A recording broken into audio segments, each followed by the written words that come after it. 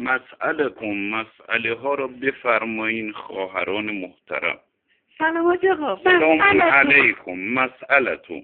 حاج آقا یه سوال شرعی داشتم خدمتتون. بفرمایید. دیروز من رفتم رکوع ولی دلوب بتونم باز شد، یه بادی اومد دیروز.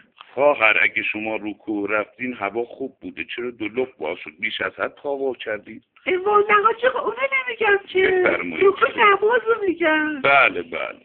بعد یه بادی اومد، خواستم ببینم حکم شرعی چی میشه. خب سریع صدای باد را در بیاورین، وقت اندک است. حاج آقا من روم نمیشه که شما در بیارید من بهتون خب من در میارم. اینجوری بود خواهر. بالاتر.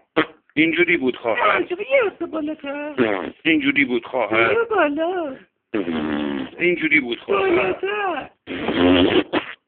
تو همین مایه ها بود. خواهرم تو ریده بودی که به ما نگفتی که